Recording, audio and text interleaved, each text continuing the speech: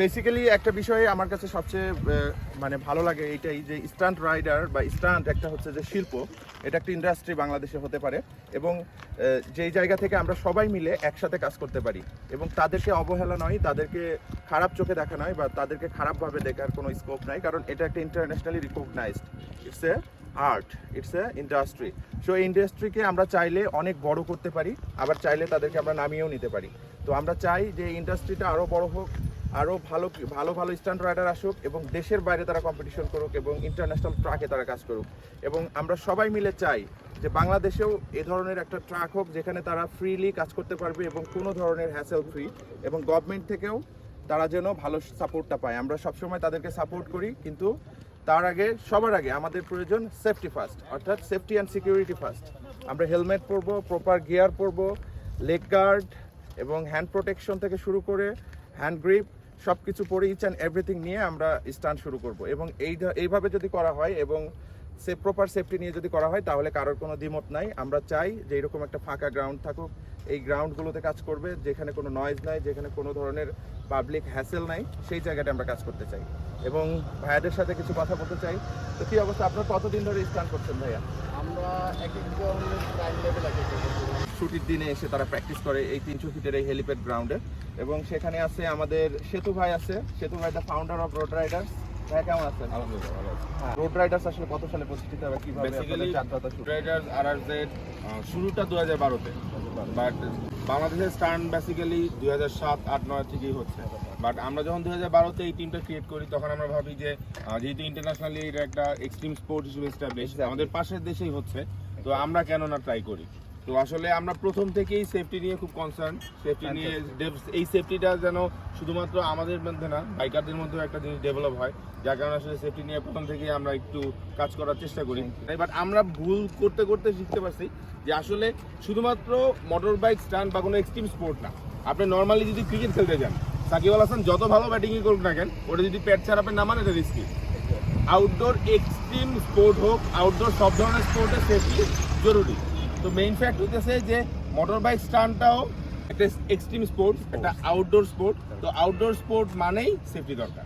তো ভাইয়ের সাথে কথা বলে খুব ভালো লাগলো। সেটা একটা যুগ ধরে আপনারা কাজ করতে, প্রায় এক যুগ ধরে কাজ করতেছেন এই রোড রাইডার্স নিয়ে, এবং এটা যে একটা শিল্প, এই শিল্পকে আপনারা ফুটিয়ে তুলছেন, আপনারা কষ্ট করছেন, প্রথম থেকে অনেক বেশি স্ট্রাগল করেছেন। আই থিঙ্ক প্রথমে অনেক বেশি বাধার সম্মুখীন হয়েছেন, কিন্তু এখন কিন্তু অনেকে এটাকে রিকগনাইজ করছে এবং সবাই বুঝছে যে ইন্টারন্যাশনালি যে স্পোর্টস টেলিভিশনগুলো আছে, স্যাটেলাইট টেলিভিশনগুলো আছে বা এক্সট্রিম স্পোর্টস হিসেবে কাজ করছে, এবং এটা কিন্তু দেশের বাইরে অনেক বেশি এটা প্রশংসিত, অ্যাপ্রেইজ।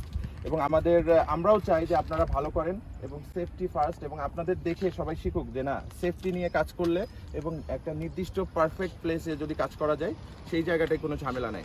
যে অনেকে মনে করে যে স্টান্ট রাইডার মানে হইতেছে এক্সট্রিম রাইড, উড়াধুরা রাইড বা খারাপভাবে চালানো। ব্যাপারটা হচ্ছে যে আমরা প্রফেশনাল স্টান্ট রাইডাররা কখনোই অন রোডে বা ওপেন রোডে স্টান্টটা অ্যালাউ করি না, কারেক্ট, এটাই একদমই না। নট অনলি আমাদের টিম, বাংলাদেশে যতগুলো প্রফেশনাল স্টান্ট টিম আছে কেউই রাস্তায় স্টান্ট করে না। যারা আসলে প্রফেশনাল জিনিসটা নিয়েছে তারা একটা সেফ এনভায়রনমেন্টে সেফটি নিয়ে এবং উইথ প্রপার ট্রেনিং নিয়ে এই জিনিসগুলো প্র্যাকটিস করতেছে।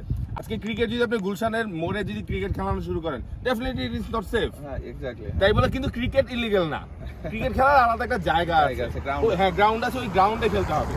অর্থাৎ ভাইয়া আপনার সাথে একটা মেসেজই আমি বুঝতে পারছি যে স্টান্টের জন্য আলাদা প্লেস লাগবে, এই কথায় পাবলিক প্লেসে আপনারা করতে পারবেন। পাবলিক প্লেস বাদে আপনি একটা নীরব প্লেসে আসেন যেখানে একটা বড় গ্রাউন্ড আছে, যা লাইক 300 ফিট, এখন কিন্তু অনেক বেশি হ্যাসেল ফ্রি। তো এই জায়গাটা আপনারা করতে পারেন, বা আরো যেই গ্রাউন্ডগুলো আছে আপনারা সেখানে করতে পারেন। Hello road Riders, may I C your performance? Fantastic, okay let's start. I wanna love like a heart attack. So take me up high and get me down low. I'm going wherever you want us to go.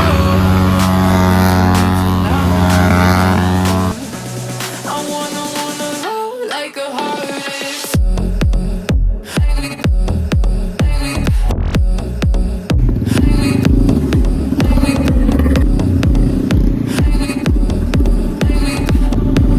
I wanna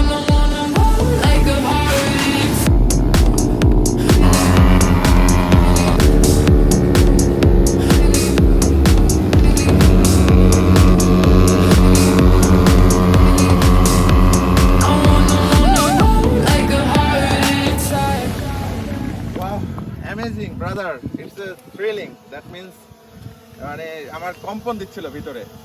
that was risky, but তারা যেটা করে দেখিয়েছে একটা safety measure নিয়ে, সেটা আসলে absolutely amazing. And এখনকার সময়ে প্রচুর পরিমাণে কন্টেন্ট ক্রিয়েটর আছে, এক একজন এক এক জায়গা থেকে বানাচ্ছে। ডাক্তারের জায়গা থেকে বানাচ্ছে, উকিলের জায়গা থেকে বানাচ্ছে, পুলিশের জায়গা থেকে বানাচ্ছে। কিন্তু এখানে মজার ব্যাপারটা হচ্ছে যে প্রথম দিকে যখন সাদ্দাম ভাইয়ের কন্টেন্টগুলো আমরা দেখতাম, প্রথম দিকে কিন্তু সবাই পজিটিভলি নেয় নাই, বাট একটা সময় পরে যখন দেখলাম যে সোসাইটিতে বা আমাদের সামাজিক যে অবক্ষয়গুলো আছে, ভুলগুলো আছে, এগুলাকে গুড মেসেজ দেওয়ার জন্য একটা পুলিশ কাজ করতেছে, তখন কিন্তু আমরা সহ বাংলাদেশের সবাই সাদ্দাম ভাইকে সাপোর্ট করছি। তো তেমনি সাদ্দাম ভাই যখন স্টান্ট নিয়ে মুভ করে প্রথমে প্রীতম সরকারকে নিয়ে, থ্যাংক ইউ, ওইটার জন্য অনেক পজিটিভ মেসেজ আমরা পেয়েছি। তবে হ্যাঁ, এটা ট্রু যে সাদ্দাম ভাইয়ের প্রত্যেকটা মেসেজই কিন্তু দিচ্ছে যে সোসাইটিকে ডেভেলপ করার জন্য, সচেতন করার জন্য।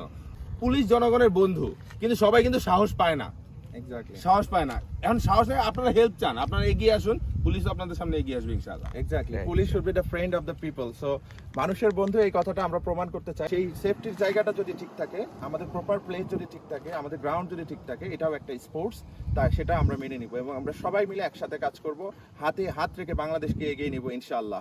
Thank you so much. Thank you. I need you now more than ever.